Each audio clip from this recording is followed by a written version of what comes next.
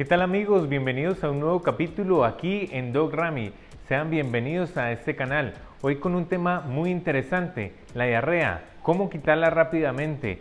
Vamos a conocer su estructura, su tratamiento y a poderla evitar. Así que si no te has suscrito a nuestro canal, suscríbete y activa la campanita. Sigue allí con nosotros. Muy bien, definamos la diarrea. La diarrea se define según el último consenso que se hizo en 2008 a la emisión o producción de materia fecal o deposiciones o de las heces, como querramos decirle. Esa emisión, cuando está aumentada en el número de veces al día, siendo con una frecuencia de 3 a 4 veces por día, con una consistencia disminuida y con un aumento en su peso, siendo el peso de 100 a 200 gramos por día. Esta sería su definición. Debemos distinguir la diarrea de la pseudodiarrea o falsa diarrea, en la que hay un aumento en la frecuencia de deposiciones, pero son de baja concentración, como el síndrome de intestino irritable, como la proctitis actínica, y la incontinencia fecal, en donde hay una evacuación involuntaria, la persona no lo percibe, del contenido del recto hacia el exterior. La diarrea propiamente dicha es bajo la definición anterior, con el número de la frecuencia, con la consistencia disminuida y con el peso aumentado de las deposiciones. Por lo tanto, podemos clasificar la diarrea en tres aspectos o líneas importantes. 1. La diarrea aguda es la que dura menos a 14 días o 2 semanas. 2. La diarrea persistente, que es la que dura más de 2 semanas. Y 3. La diarrea crónica, que es la que dura más de 4 semanas o mayor a un mes. Diarrea aguda, persistente o crónica, 14 días o 2 semanas, mayor a 2 semanas y mayor a 4 semanas, que sería un mes. Dentro de las diarreas agudas, la más frecuente es la diarrea infecciosa, sean por agentes infecciosos virales o agentes infecciosos bacterianos, siendo más frecuentes los virales y menos infrecuentes los bacterianos también. Dentro de esas diarreas bacterianas es importante conocer, como lo hemos experimentado en algún momento, que está acompañada de la sintomatología muy particular, como cuál, como las náuseas, que son las ganas de vomitar, los vómitos y los famosos retortijones, con borborismos también.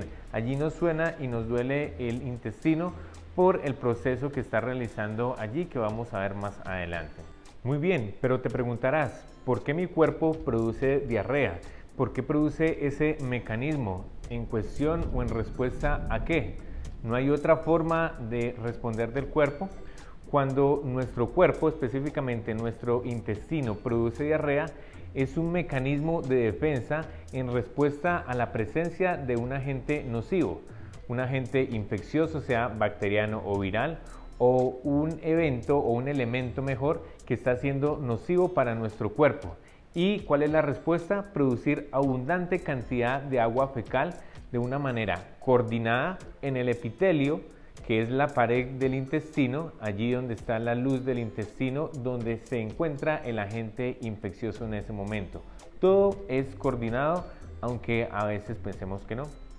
Hay una pregunta que generalmente los pacientes nos hacen.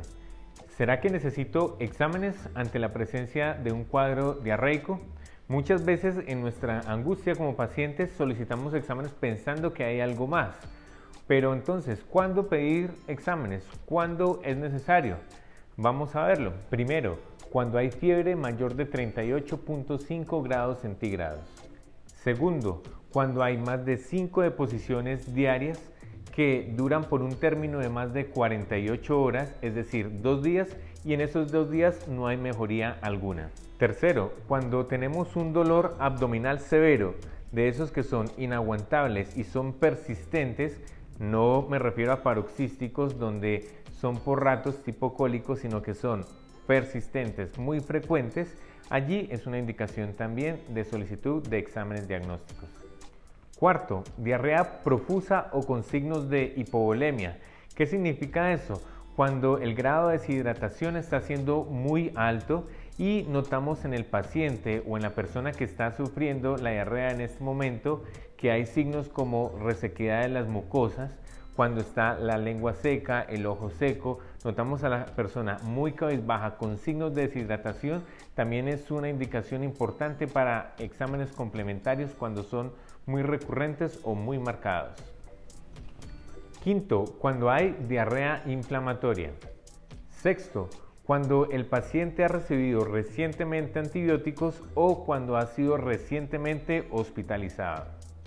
Y finalmente, séptimo, paciente mayor de 70 años sin ninguna otra comorbilidad, solamente por la edad, también es una indicación de exámenes complementarios.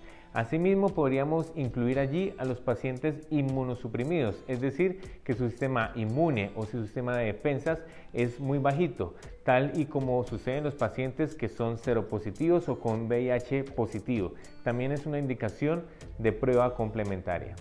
Y bueno, vayamos a lo que nos interesa, al tratamiento. ¿Cuál es el tratamiento de la diarrea? Como tal, la diarrea en sí no tiene tratamiento alguno de este medicamento, te va a quitar la diarrea al instante. ¿Por qué? Porque es una entidad autolimitada. ¿Qué significa eso? Que se quita sola. ¿Al cuánto tiempo? Generalmente entre 2 y 3 días ya va a pasar la diarrea por completo, aunque va a ir disminuyendo el número de síntomas al transcurrir el tiempo. ¿Cuándo mandar a una persona a hospitalización o a vigilar esa enfermedad diarreica que está ocurriendo en ese momento? Cuando el paciente es anciano, como lo dijimos previamente, mayor a 70 años generalmente, cuando tiene comorbilidades, o sea, enfermedades graves de base que nos hagan sospechar que se nos puede descompensar también el paciente, en pacientes inmunosuprimidos que tengan el sistema inmune muy abajo y que sea con una diarrea muy persistente, que puede ser la de mayor de 2 semanas, en pacientes que nos hagan sospechar de signos de hipovolemia, como cosas muy secas, que están ya con alteración del sensorio, también es una indicación para hospitalización. Sin embargo, debemos tener en mente que la diarrea es autolimitada en su gran mayoría de veces, es decir, se quita sola y nosotros lo único que hacemos es, tanto como pacientes como médicos, intervenir en que no se agraven los síntomas. ¿Cuál es, o mejor, qué es lo principal que debemos hacer? Es la hidratación. La hidratación es muy importante porque evitamos que nos den los síntomas mucho más fuertes, como la cefalea, dolor de cabeza que es causa de deshidratación, como los dolores musculares, dolores articulares también. Y especialmente a medida que perdemos más líquido a través de la diarrea o el vómito que puede dar frecuentemente, la idea es también compensarlo de la medida 1 a 1. Si hacemos tanto de deposición, también debemos ingerir esa cantidad de líquido. Y bien amigos, finalmente conclusiones respecto a la enfermedad diarreica aguda, una entidad sumamente frecuente entre nosotros, en nuestros compañeros de trabajo, amigos, familiares, incluso en nosotros mismos. Conclusión número 1. Como tratamiento recordemos que es una enfermedad autolimitada, es decir, se va a quitar sola. Incidimos tanto como médicos como pacientes en que la hidratación es muy importante. Podemos acudir a sales de rehidratación de alta concentración, 60-75%. ¿Por qué? Porque nos va a generar una mayor recuperación rápida de los síntomas, especialmente de la cefalea, dolor de cabeza, de los dolores articulares, dolores musculares y del comportamiento en general de sentirnos mal. Nos va a hacer que tengamos una mejoría mucho más rápida. Por eso es que es muy importante la hidratación. 2. En cuanto al consumo de antibióticos, es muy infrecuente que los utilicemos. Si lo llegamos a utilizar en alguna medida, va a ser por indicación médica de tu médico allí local que te ha revisado, conoce tu caso, conoce tu sintomatología y las enfermedades concomitantes que tienes.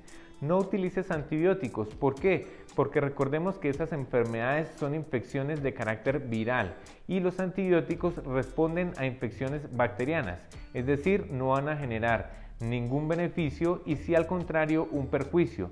¿Cuál? De la famosa resistencia bacteriana. ¿De qué trata eso? De que cuando sí requiramos del medicamento, cuando lo necesitemos posteriormente, pueda que no funcione adecuadamente.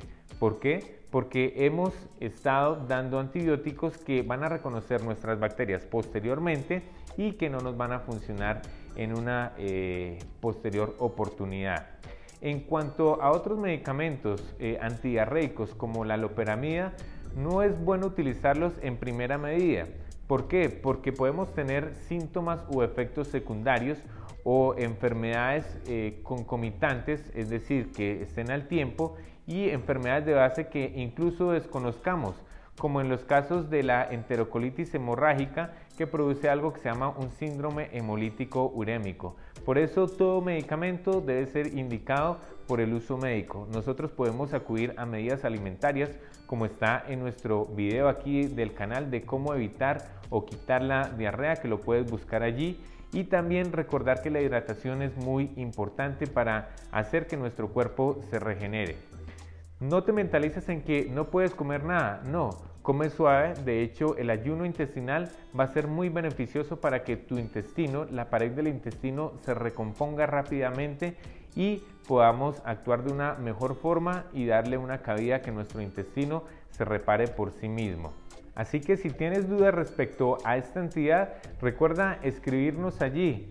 Estos temas son muy importantes, pero también queremos conocer si tienes alguna sugerencia de algún otro tema en que quieres ampliar. Recuerda inscribirte aquí a Doc Ramy, hacer la suscripción y activar la campanita para que esté la notificación cuando coloquemos algún video. Así que no te lo pierdas, un nuevo capítulo en Doc Ramy. Chao, chao.